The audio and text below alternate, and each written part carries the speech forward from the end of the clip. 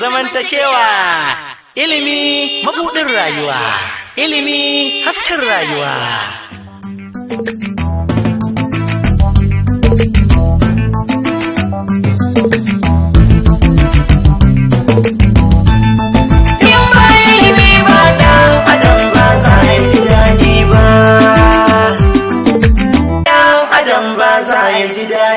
Ilimi zamantakewa hasken rayuwar kowa. In ba ilimi ba dan adam ba za ya ji daɗi ba. Ilimi zamantakewa hasken rayuwar kowa. In ba ilimi ba dan adam ba za ya ji daɗi ba. Ilimi mabuɗin rayuwa. Ilimi zamantakewa. Kowane fanni a rayuwa. Duka biyo da mukewa. Mu riga karbi sakewa. Ci gaba zai ta karuwa. Ilimi gadon rayuwa. Ilimi hasken rayuwa. Ilimi gishirin rayuwa. Ilimi fitilar rayuwa. Mai kawo ne da kusa. Ilimi gagar gasa. Jagora na matasa. Sakalin daukar fansa. Wasa neman sa da wasa. Ilimi jami'in dan adam ko bai kasa komai ba. Ilimi zamantakewa hasken rayuwar kowa. In ba ilimi ba dan adam ba za ya ji daɗi ba. Technology ya zo, ilimi na fasaha jari ne. Ilimi zamantakewa. Kimiyya da fasaha yaduwa take alkhairi ne. Ilimi zamantakewa. Ilimi a bangaren shugabanci shi ma hujja ne. Ilimi zamantakewa. Zamantakewa ma'amala san juna ilimi ne. Ilimi zamantakewa. Ilimi na kasuwanci kana ga da ɗakin baccinka. Ilimi zamantakewa. Ka gani ka siya. Masu sauraro assalamu alaikum, barkanmu da warhaka. Sannan mu saduwa da ku a cikin wani sabon shirin ilimi zamantakewa zango na biyu kashi na 1. Shirin ilimi zamantakewa shine da aka tsara domin tattaunawa da matasa maza da mata. Daga cikin manufar shirin ilimi zamantakewa a koya da kan matasa akan muhimmancin kama sana'a da tashi haikan gurin neman ilimi domin kaucewa bara gurbin abokai masu jefa mu cikin ramin halaka. Kuma dai kuna biye da mu a cikin shirin za ku ji irin waɗannan matasa wasu suka samu nasara a rayuwa. Yan uwa matasa, shirin ilimi zamantakewa zango na biyu ya zama muku da kyawawan tsare-tsare a fannin ilmantarwa, nishadantarwa, gamsarwa tare da faɗakarwa. Kamar da kuka sani a wancan zango mun kawo muku tarihin masana da masu kirkira a fanni daban-daban. To a wannan zango insha Allah kuna biye da mu za mu kawo muku makirkiran kuma 'yan asalin ƙasar ku ta Najeriya wanda suka bada gudunmawa wanda a halin yanzu ake alfahari da su a faɗin duniya. In kuna biye da mu a sannu za ku ji sunayen su da ina aka haife su da kuma irin abubuwan su kirkira wanda a halin yanzu ake alfahari da su a ko'ina a faɗin duniya. Waɗannan mutane ba ƙaramar gagarumin gudunmawa suka bayar ba, musamman ma wajen sauya yanayin duniya a fannin al'amuran suka shafi rayuwar ɗan adam, musamman kimiyya da fasaha. A cikin zango na farko, idan za a iya tunawa, mun kawo muku ƙayatattun wasannin kwaikwayo masu faɗakarwa akan muhimmancin kishin kai, sanin mutuncin ƙasa da kuma taimakekeniya wanda hakan ke haifar da mutane na gari. Idan kowa ya taimaki kowa, babu shakka ba a samu tashin hankali ba a tsakanin al'umma. Haka kuma a cikin shirin namu mun hira da matasa 'yan makaranta wanda suka gama da kuma wanda ba su gama ba da kuma suke taimakon kansu yayin suke makaranta ta hanyar kama sana'a wanda sana'a suke taimakawa karatun nasu ba tare sun dogara da iyayensu ba, domin idan matashi ya kama ilimi da sana'a zai yi karatu cikin nasara ba tare da ya dogara da kowa ba. To kamar da kuka sani a wancan zangon da ya gabata ne Kamil Saminu zuwa ciki na gabatar da wannan shirin ilimi zamantakewa tun daga fitowa ta farko har zuwa ƙarshen sa. A wannan zango ma ni din ne insha Allah zan jagoranci wannan shiri tare da abokiyar aiki Zainab Abdulrahman Muhammad. To an ce waiwaye adon tafiya kuma tuna baya shine roko. A wancan zangon namu mun kawo muku wasannin kwaikwayo kamar yadda muka faɗa a baya masu ƙayatarwa. A dan haka za mu kawo muku tsakure na waɗannan wasan kwaikwayo da kuma hirarkin da muka da matasa domin a tuna baya a kuma gane yadda hirin namu zai ci gaba a wannan zango. Da matasa yan uwana, idan kun shirya sai ku biyo mu domin jin tsakure na waɗannan wasanni da kuma hirarkin da muka da matasa yan uwanku a fannin ilimi fage daban-daban. Domin jin wani waiwaye adon tafiya ga Zainab Abdulrahman Muhammad. In ba ku manta ba, a kashi na farkon an yi hira da shugabannin kungiyoyin matasa wanda suka yi bayani akan irin gwagwarmayar da suke sha wajen wayar da kan matasa sanin muhimmancin ilimi. Ilimi zamantakewa ne. Ilimi kuma mabuɗi ne na hanyar alkhairi. Waiwaye adon tafiya za mu kawo muku kaɗan daga hirar da aka yi da matashi Abdullahi Umar a cikin kashi na farko wanda yi karatun kwamfuta a Portsmouth da ke England, kuma matashin ya dogara da wannan karatun nasa, bai kuma dogara da gwamnati sai ta bashi aiki ba. Yanzu gashi kayi ilimi, wani irin rufin asiri ka samu a cikin wannan aiki na kwamfuta da kake? Na samu rufin asiri sosai, kuma da haka nake taimakawa kaina da wasu ma wanda bana tunanin zan taimaka musu. Tana iya ɗaukar nauyin bukatunka na rayuwa? A, haba Malam Kamilu, ina da motocin shiga a yanzu har guda 2, kuma ka duba kayan da nake sawa. Ga wayan da nake rikewa, idan da wannan sana'a ba ta rike ni, ai duk da ba zan yi wannan abin. Har ila yau ban ba manta ba, a zango na farkon dai an yi hira da ƙwararren lauya Sani Ibrahim Koki, ga kaɗan daga hirar tasa. Shi amfanin aikin lauya ya fi ƙarfi a cikin society. Za ka sanar da jama'a menene haƙƙinsu, menene ba haƙƙinsu ba, me ya kamata su yi na daidai, me ya kamata a ce basi ba wanda ya saba wa shari'a. A shirin ilimi zamantakewa ne dai muka samu bakuncin yaro Al-Amin Hamis wanda yake karanta Petrochemical Engineering da ke Jami'ar Evanedium da ke jihar Edo, Benin City. To Al-Amin, shi wannan ilimi me ya kunsa? Shi dai wannan ilimi na Petroleum Engineering an samo sunan ne ma petroleum daga kalmomi guda biyu. Wato petra ma'ana rock wato dutse da kuma oleum ma'ana oil wato mai kenan. Sannan kuma shi wannan ilimi na Petroleum Engineering yana dile ne da wato drilling, production da kuma exploration na petroleum, wato yacce ake haƙo man fetur, ake sarrafa shi, sannan kuma ake rarraba shi zuwa matatun man fetur wato refineries kenan a turanci. A zango na farkon ne dai aka yi hira da yaro Muhammad dan primary wanda ya mana bayani akan irin ilimin da ake koya masa. Wani za ka fara bayani a kansa? Zan fara bayanin akan PHE. To yi mana bayani a kansa, me ake nufi da PHE?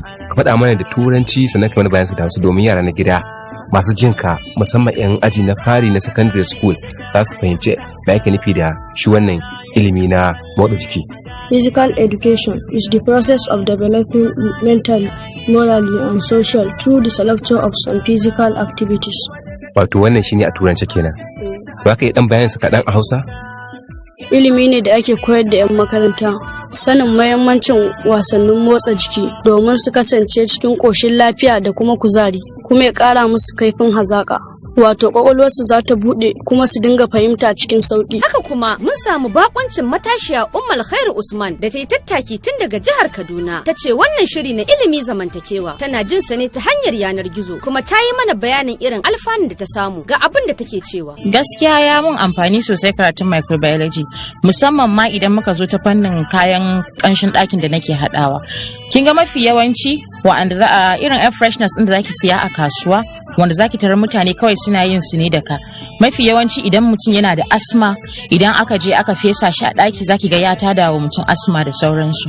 To ni kuma saboda karatun da nayi na san iya adadin chemicals ɗin da ya kamata yin amfani da shi, iya concentration ɗin yanda ya kamata in sirka da sauransu. To kin ga misali da ban yi wannan karatun ba zan san wani chemical bane ya dace na yi amfani da shi, concentration ɗinsu da kuma yadda zan surka su yadda ba zai yi wa mutane illa ba. Bugu da ƙari, a zango na farkon ne dai muka kawo muku wasannin kwaikwayo wanda suke nuni akan muhimmancin ilimi. Kin gani na yi karatun kuma na ma yi aure, kuma gashi yanzu kin gani akan babbar kujera, ina kuma taimakon al'umma, kuma gashi kun zo zan taimaka muku. Zainabu sanninki da kokari kuma ta da fatan kun dauki haske a wannan waye da muke muku adon tafiya na shirinmu na ilimi zamantakewa zango na farko da kuka saurari wasannin kwaikwayo masu kayatarwa da kuma hirarrakin da muka yi da matasa 'yan makaranta a cikin karantar fanni daban-daban na ilimi. Kar ya kumanta shirin ilimi zamantakewa an kirkire shi ne domin jaddadawa matasa muhimmancin neman ilimi da gujewa zaman banza da kuma jan hankalin gwamnati gurin bunƙasa wannan fanni na ilimi, domin ilimi shine ƙashin bayan ci gaban kowace al'umma. Ilimi yana da matakar muhimmancin rayuwar dan adam, don haka iyaye mu tashi mu farga domin tura yaranmu makaranta sakaranci ilimi fanni-fanni. Kafin mu ci gaba ga ɗan nishaɗi. Ilimi zamantakewa, ilimi zamantakewa, amfanin ilimi aiki da shi hanyar ka ga ya dace. Ilimi da hani shi ne sanin ilimi ingantacce. Mu tashi matasa mi ilimi a gare mu biyo dace. Domin jahilci ciwo ne a gare mu larura ce. Ba ilimi ba ɗan adam ba za ya ji daɗi ba.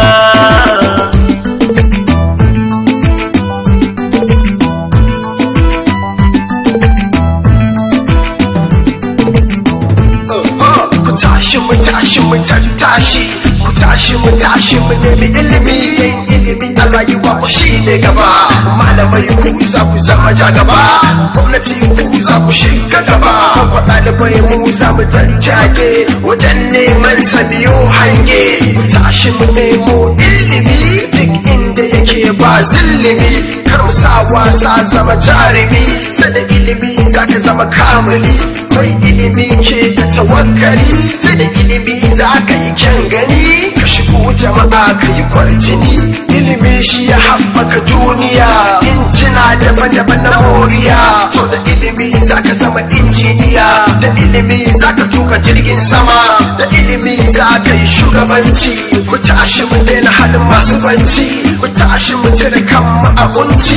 Da ilimi ne za mu sami 'yanci. To madalla, barkamu da matasa daga sauraron wannan waka mai matukar ilmantarwa, da fatan kuma an amfana da sakonnin da suke cikin wannan waka kunshe, domin a cikin waka akwai fasaha. To yan uwa matasa, saboda lokaci duka zamu kintsa shirin ilimi zamantakewa zango na biyu kashi na farko. Kun je da muka kawo muku Waiwaye dan tafiya na shirye-shiryen sa gabata, da kuma irin talin da muka yi muku masu kayatarwa a shirye-shiryen masu zuwa na gaba. Kun aiko mana dubban sakonnin da bamu karanta ba, wasu kuma mun karanta. Saboda haka za ku ci gaba da turo mana sakonni a wannan shiri na ilimi zamantakewa domin ci gaba da karanto muku ra'ayoyin dandalin tallafawa matasa da wanzar da zaman lafiya don ci gaban kasar mu Najeriya su ne silar hanyar kawo muku wannan shiri na ilimi zamantakewa. To da fatan za ku ci gaba sauraron shirin ilimi zamantakewa a wannan tasha mai albarka a kowanne mako da wannan lokaci.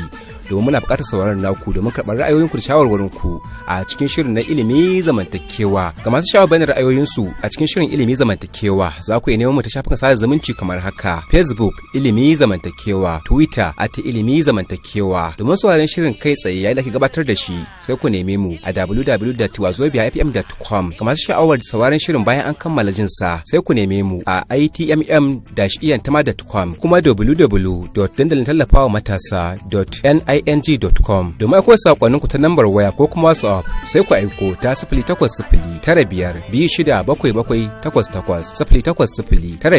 08095277888 haka kuma za ku rubuta mana sakonnin ra'ayoyinku ta wayar hannu a 08098438488 wato 08098438488 haka kuma za ku riske ma WhatsApp ta wannan lamba. Domin tura sakonninku ta mails sai ku neme mu a email kamar haka: dandalin tallafawa matasa @gmail.com ko kuma ilimi zamantakewa @gmail.com. To anan ne muke karkare muku shirin na ilimi zamantakewa zango na biyu kashi na farko tare da abokiyar aiki na Zainab Abdulrahman Muhammad. Kamilu Saminu zuwa cike cewa haɗa da ku a mako na gaba.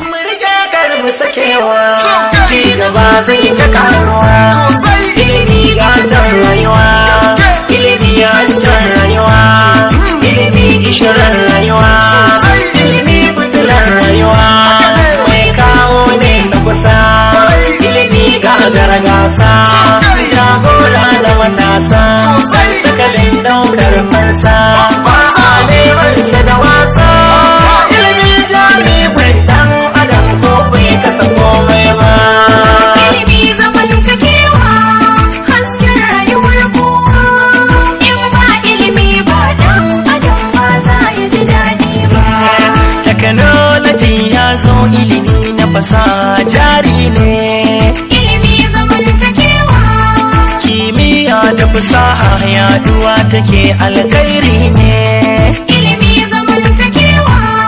Ilimi a bangaren shugabanci shi ma hujja ne. Ilimi zamantakewa. Zamantakewa mu'amala san juna ilimi ne. Ilimi zamantakewa. Ilimi na kasuwanci kana ga da ɗakin baccinka. Ilimi zamantakewa. Ka gani ka siya ka biya a kawo ma har ɗakinka. Ilimi zamantakewa. Ka biya ta e-payment a jira a kuɗaɗen bankinka.